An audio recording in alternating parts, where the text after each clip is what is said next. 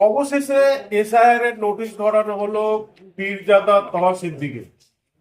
তার কারণ দেখানো হয়েছে যেটা যে যৌক্তিক অসঙ্গতি, এমনই একটা কারণ দর্শিয়ে তো পীরজাদা তহা সিদ্দিকে কিন্তু সরাসরি নোটিশ দিয়েছে নির্বাচন কমিশনার।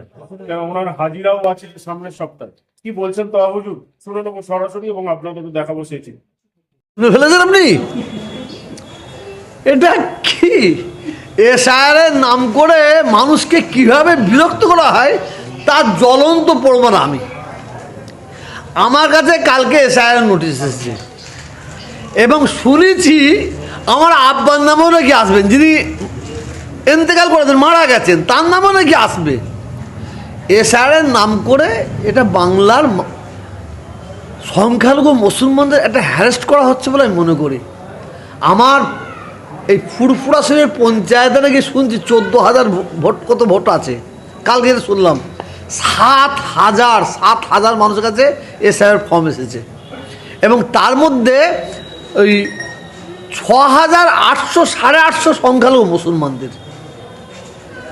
মানে সারা পশ্চিমবাংলায় যেখানে এসআইআর ফর্ম পাঠাচ্ছে অধিকাংশ জায়গায় মুসলিমদের। কেন, কিসের জন্য? এর কারণটা আমার মনে হয়, কেন এই এসআইআরটা তো তৈরি করছে বিজেপির এতে ইন্ধনে। এই ওদের মাথায় ঢুকেছে পশ্চিমবাংলায় মুসলমানরা তৃণমূলকে ভোট দেবে, অতএব এই তাদের ঘরে মুসলমানগুলোকে কীভাবে কেটে কেটে বাদ দেওয়া হয়।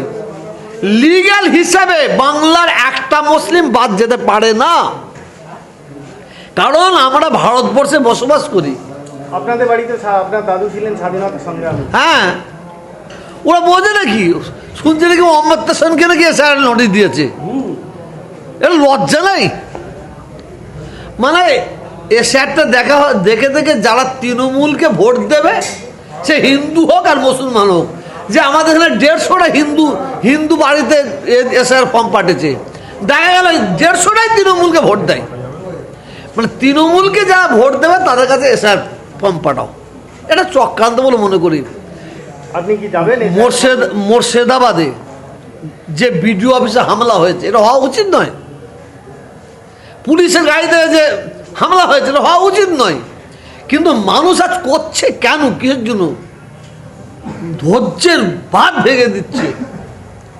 ধৈর্যের ভাতটা ভেঙে দিয়ে আজকে মানুষ আইনকে হাতে নিয়ে নিচ্ছে।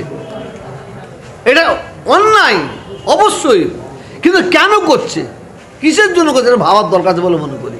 আপনি শুনানিতে যাবেন?